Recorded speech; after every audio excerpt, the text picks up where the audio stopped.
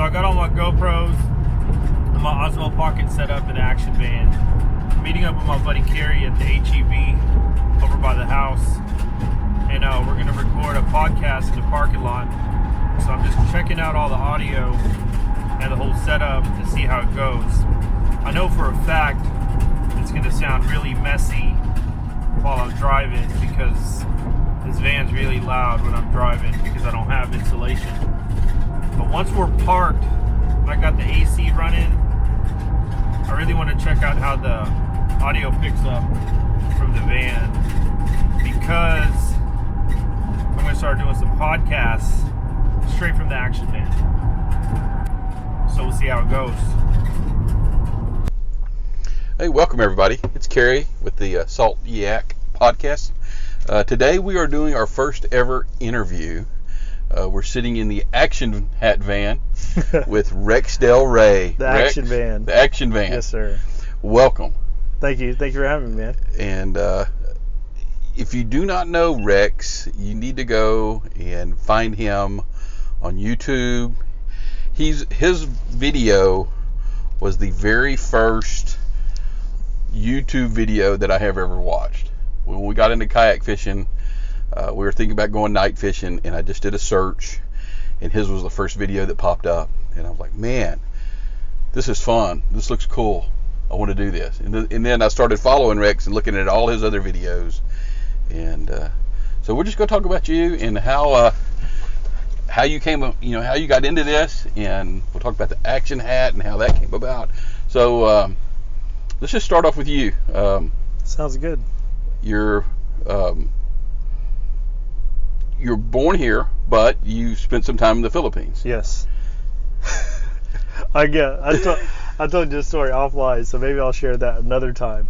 But yes, when I was 2, I was born out here at a Northwest hospital actually, and we lived in the Woodlands. But when I was 2, we moved back to the Philippines. Like the entire family, all 5 kids, and my mom moved back to the Philippines. My dad was living in Saudi Arabia. He was a mechanical engineer, so he was working out there. So my early childhood is from the Philippines. So I was a little island kid. Yeah. One of my first memories was like playing with the octopus. So my mom got an octopus. We were gonna eat it. Yeah. Before we ate it, we were just playing with it in a little pot in the backyard, and this octopus would try to crawl out of the pot. We'd go pick it up, put it back in. So like, islanders, like, you can't get more water. Yeah. More water lifestyle than being an islander and being, raised on an island. You remember fishing when you were a kid over there? Yeah, so my mom's side, we're from Cavite City, which is south of Manila, and then my dad's side was north of Manila in Bulacan, and my dad had a tilapia farm. Oh, really? So had a fish farm, and it was just like magic. You had little bamboo cane poles, and you get some worms, like old school. Yeah. You just literally dip it in there, and you pull up a tilapia, and you eat it right there. So like, fishing has always been like part of the lifestyle. My grandfather, who I never met, on my mom's side, he was a marine welder. So he would like do welds on all the ships, but he was also a commercial fisherman. So he'd go out into the Manila Bay, and one of the stories my mom used to tell me is that during World War II, her dad would go out into the Manila Bay with like Japanese and Japanese planes and American planes flying overhead, and he'd go out and catch kingfish. Wow.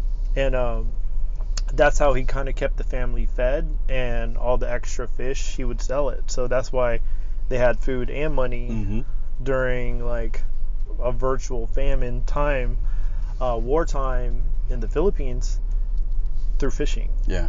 So that was like a conversation me and my mom had, like, after I was like, where did I get this whole fishing bug from? It turns out it was from really from my grandfather, who I'd never met. How old were y'all when you came back? I was 7. So I was in the Philippines for 5 years. And you were telling me you had to relearn English and... Yeah, I mean, I was in ESL classes and everything. Yeah. But the Filipino English is the second language in the Philippines, so it wasn't like a major step, but it was broken English. But coming back, we lived in Northwest Houston, and having grown up in the Philippines, like I spent a lot of time playing in the bayous. Yeah.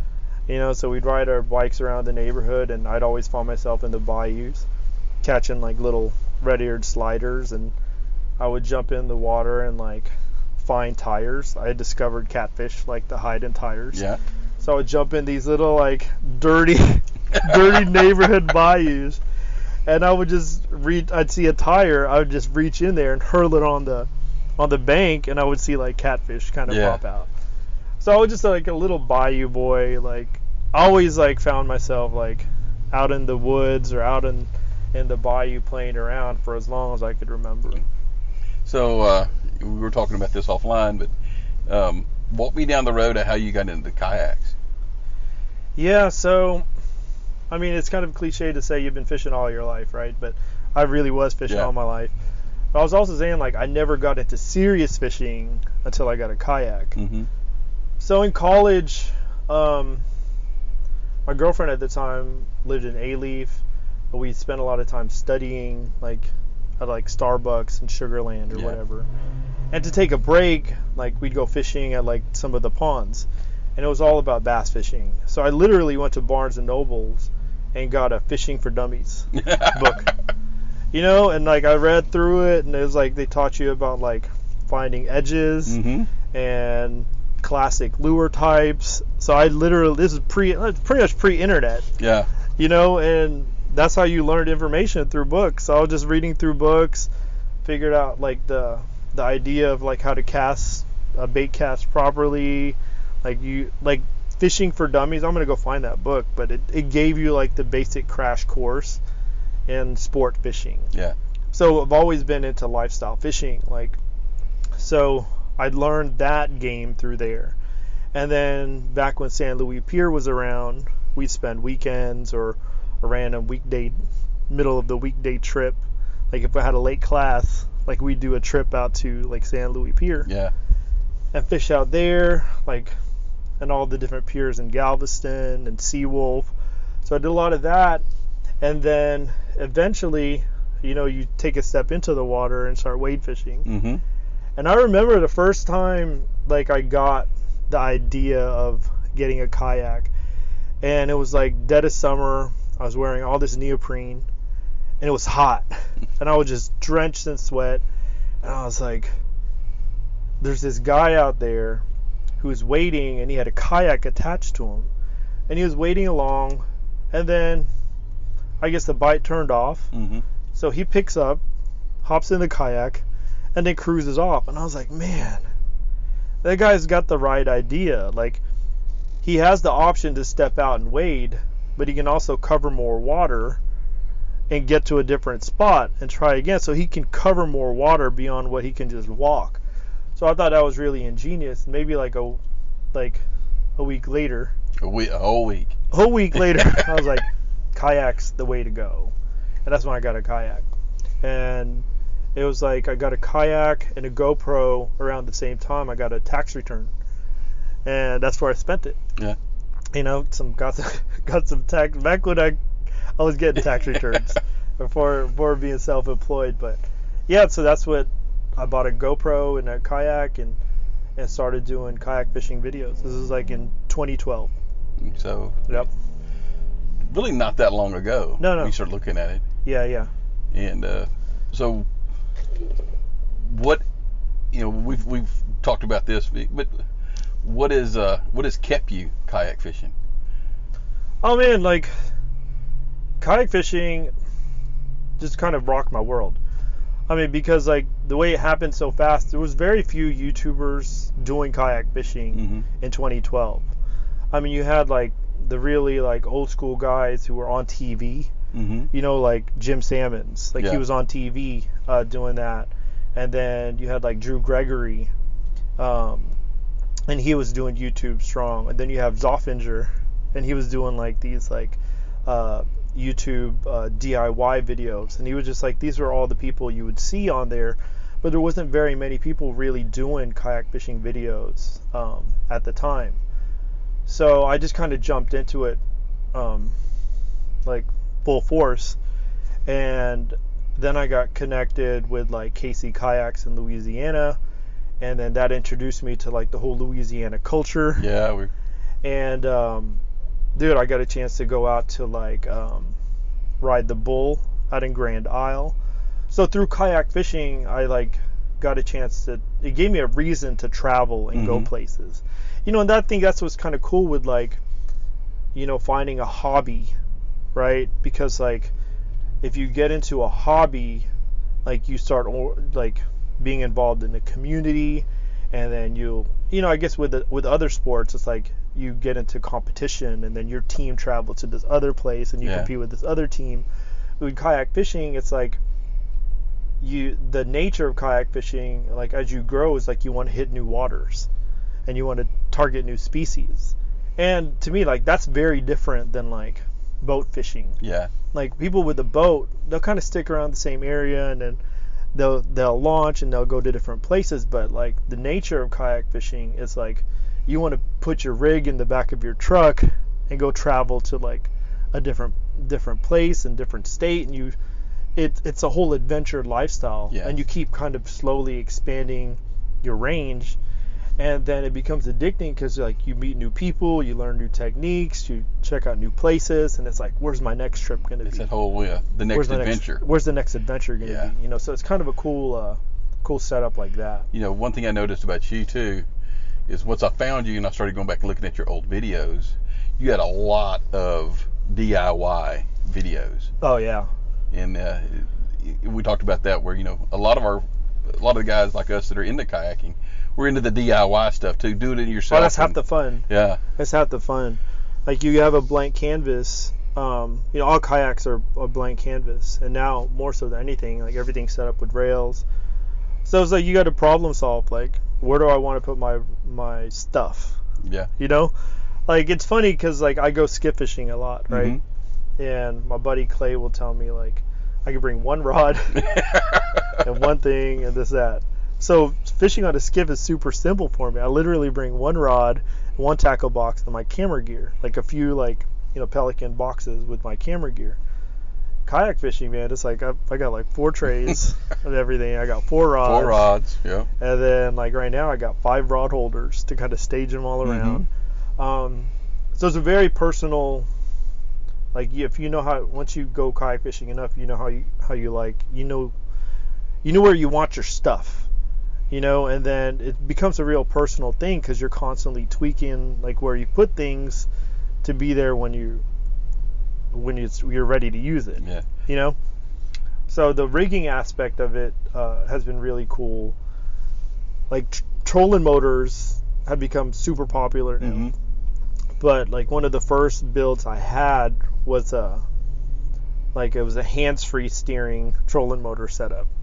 So I put a T-bar on my trolling motor and connected it to my boat seat, and my boat seat was on a swivel.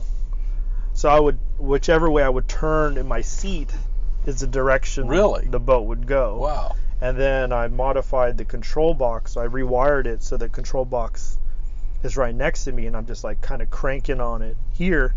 But then I had a little go-kart, you know, on the water. And that was like so much fun. And, you know, Kayak Angler magazine, like in 2013, picked that up. Yeah. And I remember just like when they picked it up, I got trolled so hard. They're like, oh, only lazy fat people need trolling motors, right? And they're like, that's not a kayak, that's a boat.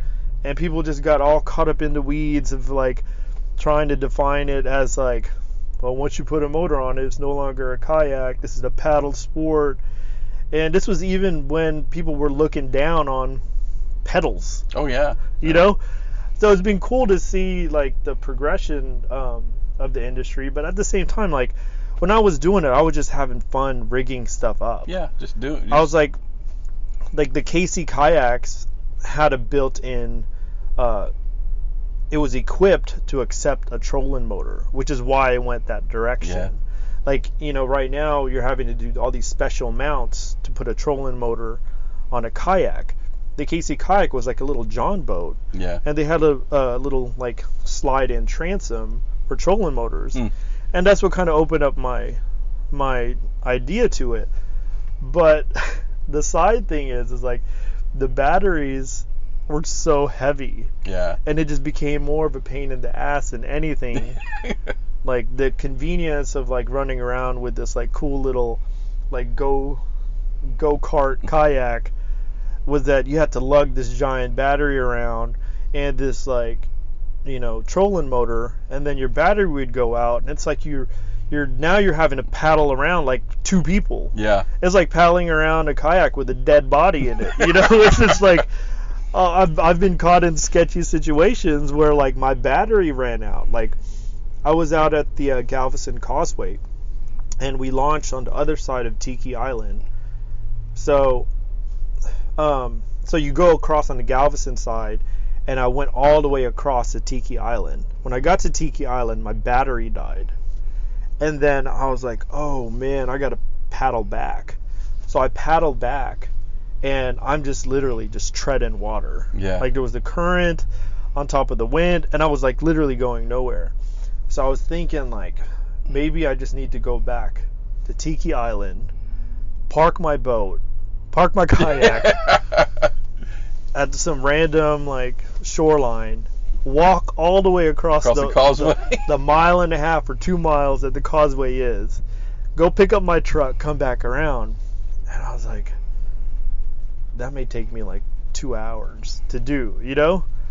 So I decided like I went under the causeway, between the causeway and the railroad stuff. So I had a little bit of wind block from the causeway, and I was slowly able to gain ground. But it took me like, I would say 2 hours. And I was just dead tired, beat. Put you in problem solving mode trying to figure that out. But that was like a very pivotal moment where I was like, if you're gonna run with a trolling motor, you gotta have like a solid battery source, and you gotta be like conscious of how long the run is. Yeah. You know, so it's like, because you're just like, you're in a worst case scenario when your battery dies. But I mean, you built that yourself. That's Yeah. That's the whole pride of doing it. I'll watch videos and I'll see other guys, you know, whether it's kayak setups or whether it's your like the GoPro mount setups that they have. Yep. And I look at them and go, how can I do that? Yeah. So, That's the biggest so thing. that which kind of ties us right into the action hat. Yeah. You know, I got one from you probably, I guess before we went to pack, so it was probably 3 or 4 months ago. Yep. And apps don't go anywhere without it now. But tell us a story about how that came about. Man, it's to me it's all serendipity, because like I said, I got my GoPro and my kayak around the same time, right? So when I first got my GoPro, I tried the head thong on. Yeah. The head strap. Yeah. I call it the head thong. So you kind of, you know, you get it off Amazon in that package. Yeah. So it's just a head strap. And like the minute I put it on, I was like, oh no, I hate this. Like I just hate anything constricting my head. Like just having this head thong on was just like the most annoying thing. So there was this product called Hat Cam, right? And basically they had like a little tripod screw pre-built into the bill. So I was like, oh, that's pretty cool. So I ordered a couple of those and tried it out. And so my first few videos, you actually see me with this hat cam. But the issue is like, as you're kind of messing with it and using it, the thing that attaches the tripod screw there eventually starts to give, and like I'll have that hat on and the camera's pointing this way, and I have no idea it's doing it. So it's all crooked. And then so I stopped using that, and then I would just get like any standard hat like this, and then I would just use like these mounts that had two attachment points, which would help kind of put it into the right place. So I had this really cool, I was using contour cameras back then, and I had it just attached to the bill, and I had like Live Live embroidered on it. And that's the hat I would use to go fishing whenever I would go travel. So like I have a Hawaii video where I have that action hat on, and anytime I'm in the marsh, that's what I would use. I called it the action hat, but I would have the bill mounted hat on. But one time in Galveston, this is 2014, I was on my buddy's skiff, and we come around this like kind of sharp corner.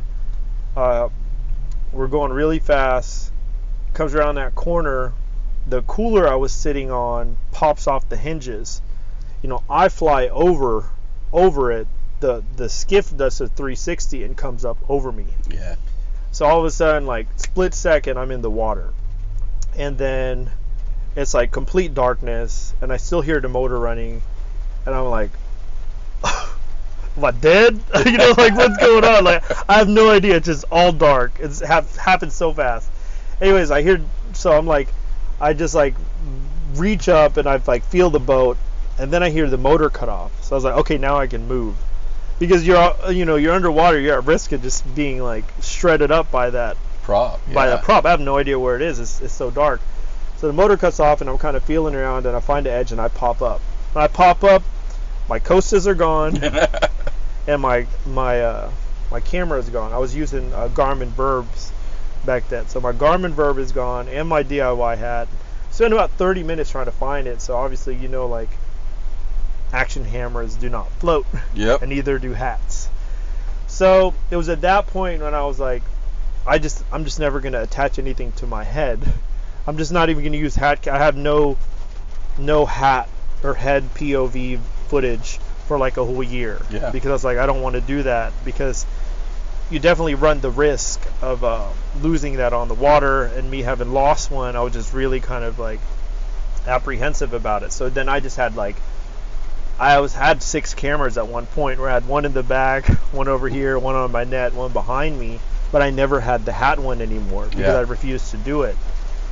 And then that whole kind of accident kind of got the gears turning, and I was like, well, the bill is always going to make it front heavy, but you coming from like the military and like as a law enforcement officer now, like helmets, like this is where they attach stuff to, and when you wear helmets, like, and they're all geared out, the tactical helmets, as long as the weight is evenly distributed over your head, they're not breaking your neck. You're not hurting it. But if it's front heavy, that's where that's where it's uncomfortable. Yeah. So the idea came from like helmets, because some people were actually wearing helmets with GoPros attached to them. Yeah. And I was like, so how can I develop like a lightweight tactical helmet? And the idea was, if I could design some kind of frame on the inside. So the one you got was actually Generation 2. Okay. And that you can mount 2 items at one time. And it's kind of this really like compact, comfortable foam frame that just slides into the hat. First gen was legit like a tactical helmet. Yeah. I could mount 5 items at one time. Wow. And it like the whole shell would like, it would come across here, and you could mount one on each side, and you had front, top, and back, and it would fit in here. So you literally had this like hard shell inside of a hat. Yeah. So the difference between Generation 1 and Generation 2 is like, I had the shell, and then I built a hat around it. On Generation 2, I wanted to build a frame that could slip into any hat. Yeah. And that's what makes it more modular. And it was really all the camo people that wanted certain grass, pattern, marsh grass, or and then shadow they want grass. This pattern. They didn't like that pattern. Do you have this one? I was like, I'm going to develop a frame that you put any freaking hat you want. Yeah. And it saves me inventory, so I don't have to sit here and carry all these different color options.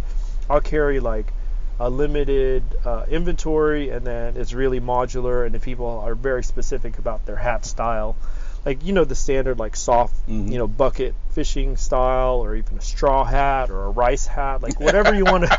That was funny when you did that. Whatever kind of hat you want, like the frame can fit in it. Yeah. And that's proven to be like, that's what's made the version 2 action hat really successful, like as far as online sales and dealer sales. Yeah, because you can just buy the piece to go in whatever hat you like. Yeah, and Amazon sales, like, so people will just buy that hat, or like whenever, like, you know, you got a full unit hat, right? So, you know, after a year or so being on salt water and in the sun, like that hat becomes like deteriorated. You just unscrew it and install into your own hat. Yeah. So it's like the action hat can keep living on beyond like the outer shell of the hat. Did the first version also float too? Yeah. So the whatever you're making it out of makes it float. Yeah. So the issue is with the first one, it's like there was this plastic ABS shell, and then I had foam glued onto it. But you know, like the issue is like over time that adhesive would give, and then the flotation would come undone, and I hated that. Yeah. So the difference between this is like, now I've got 2 pieces of foam glued together, which is like a stronger attachment, like almost like a permanent attachment, as opposed to like foam onto plastic. So it's foam on foam, and between the foam are stainless steel plates. So that's what gives it the flexibility, and that's what gives it the flotation. And the flotation isn't going to go away. The foam doesn't pop off. Exactly. So, like, they say, like, in product development that, oh my God, Siri's talking to me, sorry. That's all right. No, Between that and the rain. Yeah. So they say in product development, like, if your product's ready for the market, you waited too long. You know? Yeah. So I had to launch the first one, and I invested, you know, probably $10,000 in molds. And once I launched it, I was like, all right, so this shit's got to change. This, and this got to change. So then I went to work on that, and you know, I did a Kickstarter for the second version. So I flew out to Florida. Me and Pat flew out to Florida to go meet up with Rob, and Rob's like, I just like Rob's speaking voice. He's like he's a really good presenter and good spokesperson. So me and Rob kind of have a cool dynamic where, you know, he's the very professional guy. Yeah. And then I'm kind of just like the raw freeform guy. And so he helped me with the Kickstarter video, and he, you know, I came at him with the idea, and we did some filming for a few days, and he edited it like really smooth. So Rob actually edited my Kickstarter video, and he's been like the biggest user of the action hat since then. So he takes it everywhere in all of his travels. So like New Zealand, like Australia, Panama. Yeah, I don't know where I saw it the first time, but when I saw it, I was like, thinking that when I first got into it, when I first saw it, I'm a fisherman. Yeah. I'm not a you know, a video recorder. You know, I'm not. But you know, that's changed for whatever reason, that I like documenting and keeping track of. Yeah. You know, of just what's going on out there, and that just being able to have it on the hat, and the view that it catches. I mean, because it sees, you're not just seeing the reel and the person reeling the reel. You get to see everything. Yeah. I love seeing the rod, and when that strike goes and that rod just bends over. Yeah. You get it all. The biggest thing to me is like the ease of use. Yeah. Because it's literally, you could hook up without the camera being on or not on your head, and then like you could fight a fish one-handed, you know, and grab your action hat behind you, pop it on record, you know, and then it's like you're filming, because like, you know, you could be fighting the fish over here, but your head's naturally going to turn to where the fish is at, so you can catch the jumps and the breaches. And even before you hook up, like you could, if you're sight fishing, you can kind of follow the fish, you know, as it's moving, and then you make the cast, and you can get the eat. Because what I've discovered is like getting the eat is the money shot. Oh yeah. Like if you can get the eat, like that's the most interesting thing. Like even if you're not sight fishing, the hook set is the next Oh, yeah. step. So like you can't get eats or hook sets better than the action head. Yeah. You know, and the fact that you're actually filming because like you're controlling where the camera is pointing. You know, you can get some hook sets, you know, with, you know, kayak mounted stuff Yeah. for sure. But there's no context to what it is you're hooking up. You just see you in the frame kind of pulling back. And I still love kayak shots, but I like to kind of bounce between the kayak shot and the POV. Yeah, it just kind of, you know? it just keeps the whole story. Yeah. And just having two angles to bounce Yeah. back like changes the quality of your video, Yeah. the storytelling of your video like dramatically. So, you know, your videos led me to our last adventure. Yeah. Ryan came to me. He goes, "You've been seeing all these videos at Pack?" Mhm. And I'd seen some of them. We started looking at them, and I'm like, "Man." He's like, "We need to go," and I'm like, "There's no reason we shouldn't." Yeah. Let's plan. Let's, you know, between you and Heath and Robert and all the other ones that we found on there, Yep. you know, we were like, you know, those. Let's go down there.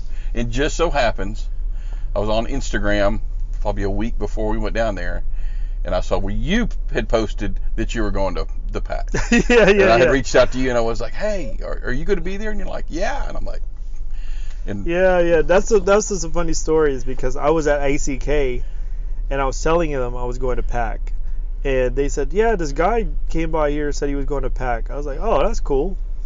And they were like, "Yeah, man, you getting some Texas boys out to the Pack." I was like, "That's cool." And then you hit me up on Instagram. I was Yeah. like, "Oh, so that's you." and then we get there, and we meet you, and you and me start talking, and we find out we're neighbors. Yeah. We don't live 2 miles from each other. And I was like, "Holy cow!" Yeah. You know, how cool is this? Yep. We're actually at HEV Yeah, right now. They ran into your wife. Yeah. Who happens to be going shopping Just- here, so that's a funny thing. It just happens. You know, because the first time I met you, and you probably don't even remember, because there was the Houston Fishing Houston Show. Fishing Show, the recent one. You were there, you were busy, and I was just like, "Hey, I just, you know, all fangirl. Like, there's Rex. I got to talk to him." So I talked to you for a minute. And, No, I mean, I love meeting people at the Houston Fishing Show, but the sheer volume of people that come through, it's hard to retain the names and faces. Yeah. Because so many levels, man. There's like people's name and their Instagram handles and then all that. Exactly. So it was cool to be able to like. What I thought was cool about meeting you and Ryan at Pack is like you guys were literally wearing my shirts. Oh yeah. You know, and I was like, man, that's like, I definitely appreciate like the support like that. Support like that is is so appreciated because it's like that's how brands like mine like grow. Mm-hmm. Like it was just cool because I didn't know you guys had bought my stuff, but you guys just had them on. Like you're just going fishing and you just had my stuff on, and So I had no next idea. time I'll just run over to your house and just when pick you got it the up. shirts and just pick them up from you. Yeah. But, That you works know, out. it's just you know, we love what you do. I appreciate And you know, just reaching out to you for this was, you said yes. It's like, hey, you know, this is the perfect first guy on the show because, you know, like I said, you're the first one that I watched. No, it's super cool, man, and it's like the support system within the kayak fishing industry is like that. And I know you're just starting out with your stuff, but I mean, I know you as a person, like, and you made the trip out to Pack, and then you guys like had the gear on, so it's like, man, you guys showed me support, you know, out of nowhere. Like, you guys didn't know me, just saw me on YouTube, and you supported like what I would consider like 100%. So like giving support back is a given to me. Like that's the currency in this industry is like supporting each other. And I support a lot of like you know, other clothing brands, you know, other brands trying to come up, but what's behind that is like those people have also supported me coming up, you know, so it's like it's always a two-way street. And it's like, you know they say it before, you know, but we're a community. Yeah. And we're a family.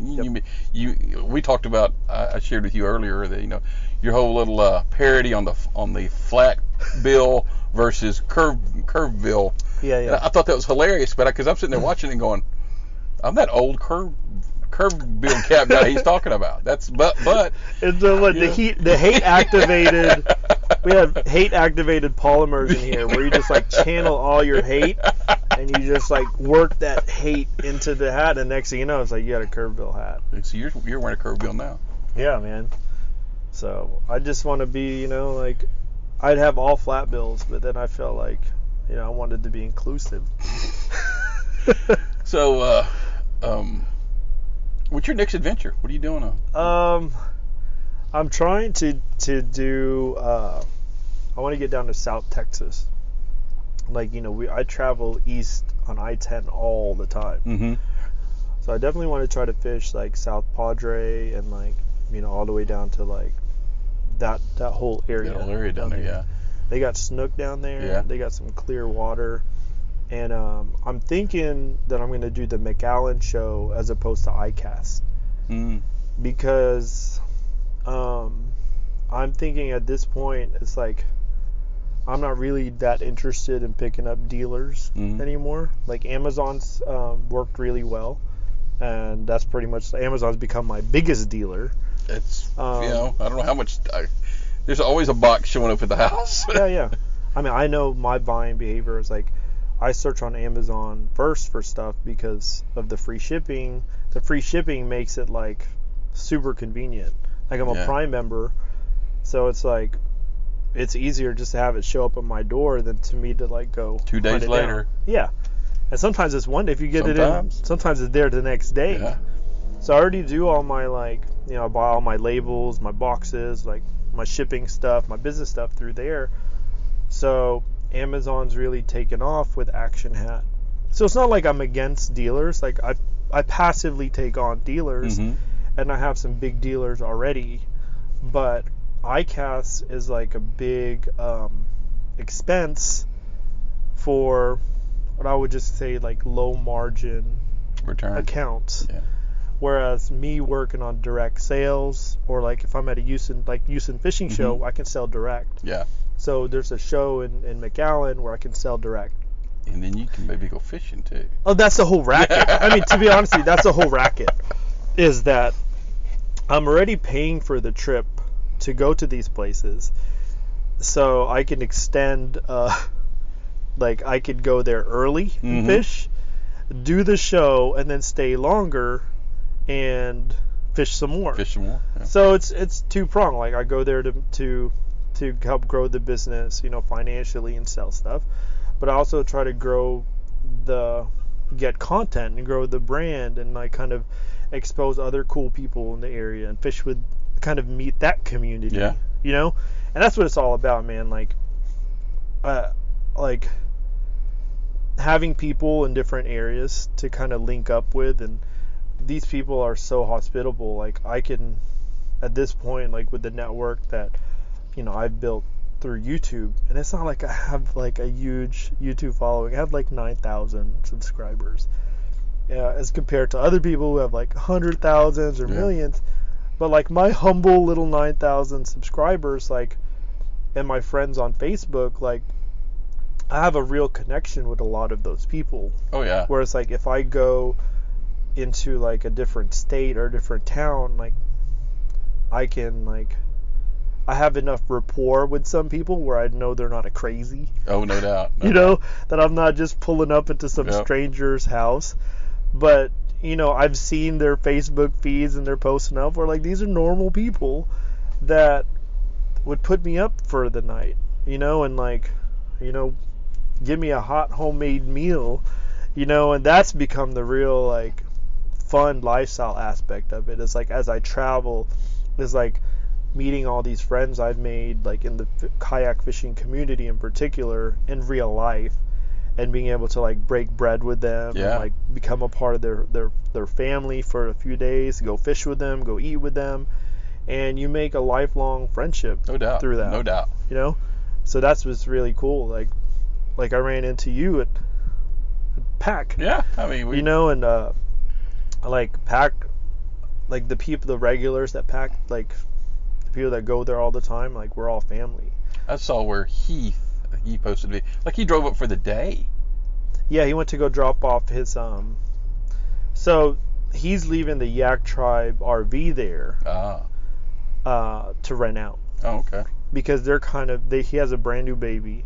Yeah. So they've got a house out in St. Pete, Florida. So they're kind of grounded for the time being. So they put their RV up for rental at Pat Kayak. So he went down there. I was jealous. I was like, man, maybe I should meet him.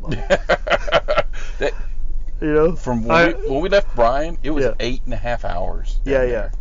I mean, once you turn off Lafayette, I-10, it just like takes forever. Yeah. Like I told you earlier, we're I think first week of October. Me and Ryan and 6 buddies have decided that. Well, I say me, Ryan, and Nicholas are going back, and then we have 5 buddies that decided that we're going to stay back in the houseboat again. Yeah. And just have and would have never even went there if it wasn't for you and the other YouTubes that we would watch down there. Man, PAC's a special place, mainly because, like, you know, you fish out of Texas, you know, so you drive down to Galveston or wherever. You go down there for the day. Yeah.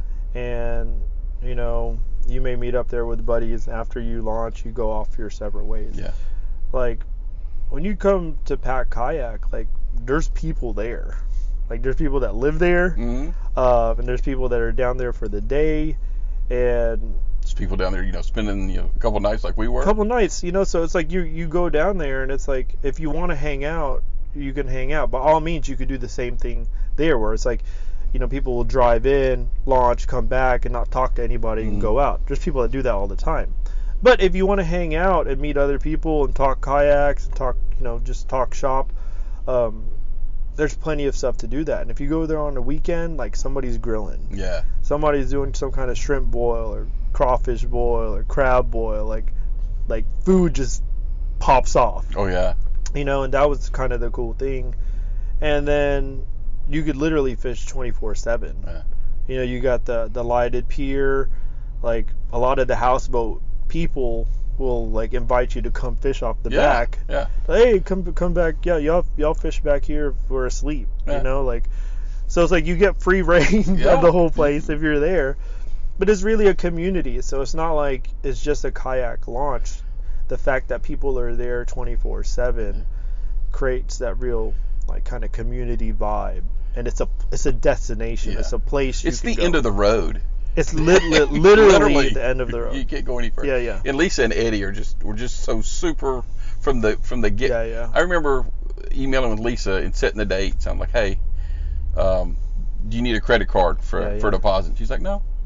Y'all just take care of that when y'all get here. Yeah. And I love them. And I love the video that you did with Eddie, where you interviewed him and he tells you the story. Of the ark. Yep. That was a really cool video there, and the whole story how he did that was just, you know, just shows you how selfless and just nice people they are.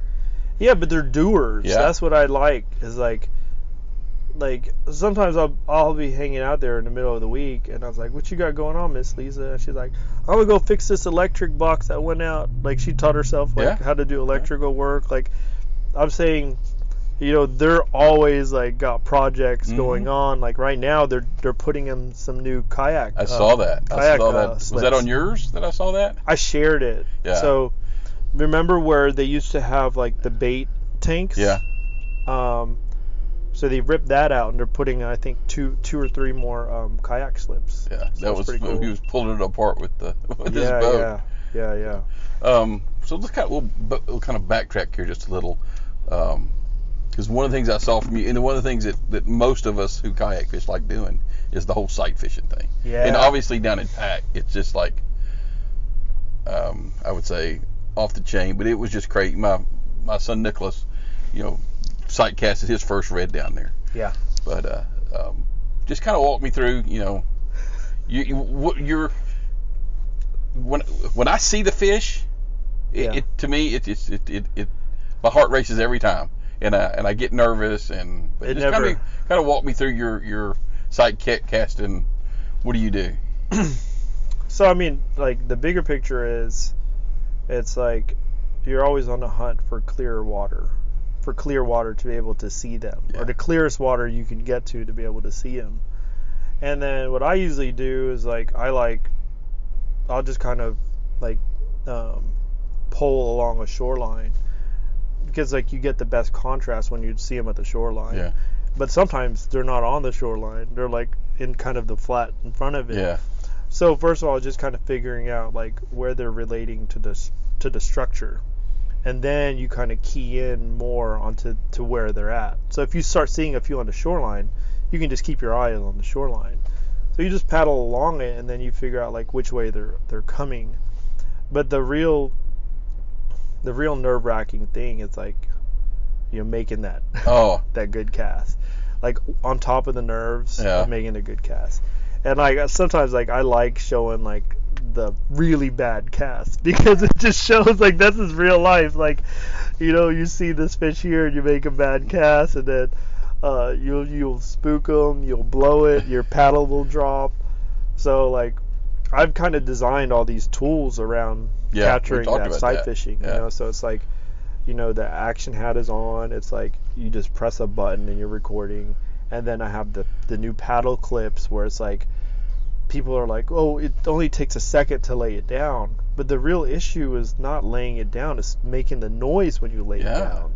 Because that noise will spook them. So it's like if I could keep my eye on the fish and then slowly just like kind of clip it in quietly and then pick up my rod behind me and then in one motion make a cast, like that split second change, and keeping your eye on the fish. Yeah, keeping your eye off the fish. You look down and look back up, who knows where he went. Because it's interesting because your eyes have to like adjust to it. So getting your eyes, like being able to fixate to see the fish is like a separate skill that nobody really like talks about. Like when I went sight fishing at night in Florida, when I lived in Florida for a little bit, my neighbor would turn on his lights, and he'd tell me there's reds out there. And I was like, what are you talking about?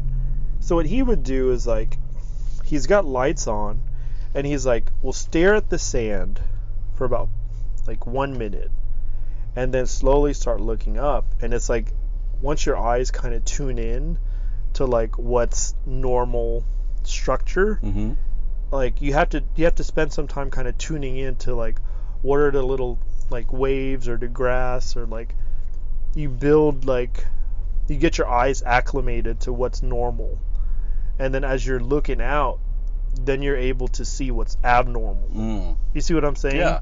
So it's like, it's literally like, that's the best tip that I've seen for like learning how to do that. It's like you kind of look at the water for a little bit, and then your eyes kind of tune in and calibrate themselves, and then you can kind of start looking up.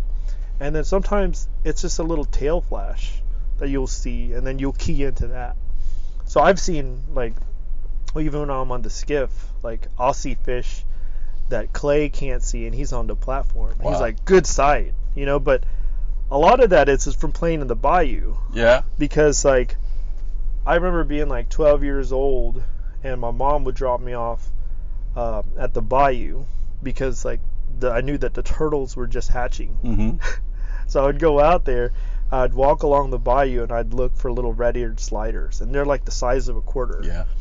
And they kind of just float in the vegetation, but all I'm keying in on are like these little round circles. If I saw a round circle, I would jump in and grab this turtle. So Mom would pick me up like 2 hours later from the bayou. I'm like drenched in bayou water, but then I have a bucket full of like red-eared sliders. Yeah. And I was just like collecting them for some reason, because I just liked turtles so much. We had a little pond set up in the back. But I was just always like, when I look back at like, how do I see fish? Because seeing the fish is a key thing. Yeah. Even as the water gets murkier and murkier, like I can still see some fish, some little signs of fish. Yeah, I've seen some of those videos, and one of them I remember looking at was y'all are night fishing at the pier. At Pack. Yeah. And you're standing up on the rail. Yeah. And you're seeing the black drum, and I'm watching the video, going, okay. He says there's a fish here. I guess there is. It's a slight. They're slight. They're like ghosts too. Yeah. Like those black drum at night. Like all you just see is like a reflection of the light, or you see their shadow more than them. Really? Yeah. Wow. So it's like you just see this like silhouette of them, or so all of a sudden it's like out of nowhere this tail will kind of just like go like this, and it'll go back down. So it's up there for like a few seconds, and then at least that lets you know where the front in the back is, and then that changes everything. But yeah, so it's getting your eyes kind of tuned in, and obviously like the highest position you could get is the biggest thing. And then if you're setting up a drift, like setting up a drift with the sun behind your back, Mm-hmm. you know, Yeah. when possible, Yeah. you know. But other than that, it's just like I've noticed like different waters, like the spookiness of a redfish changes from day to day. So like I found it's a lot more quieter to like paddle as opposed to like using a stakeout pole, Mm-hmm. because sometimes a stakeout pole like will hit an oyster or a rock, and that sends vibrations like out, and the fish spook more easily. Yeah. Whereas if you're just kind of pushing water and paddling, or even like, you know, kind of poling with your kayak, it's less impactful, and you spook less fish that way when you're poling with a paddle, Mm-hmm. as opposed to a stakeout pole. Yeah, where you just kind of Yeah, you're kind of just jabbing it in mud the and ground. jabbing. Yeah. Because you can hit rocks, you can hit things like that. Wow. Excellent tips. Yeah. A lot of that stuff I had, you know, I'm kind of new. I'm not near as, Ryan said he called you the expert. So, and I would, No, I'm far from that. you know, but you're just very insightful. And, No, it's really just, man, it's time on the water. Like you go to, the reason I go to pack is because I get so much alone time with the redfish, mm-hmm. and the sheer volume of redfish, where, you know, there's plenty of nice sized reds in Texas. Mm-hmm. And sight fishing can definitely be done in Texas, and it's done regularly in Texas. But the sheer volume of fish that you can interact with at Pack Kayak builds a different kind of skill set, where it's like, okay, so now I know how to handle, if the fish are acting like this, then you have this new tactic in your tool knowledge base to pull on.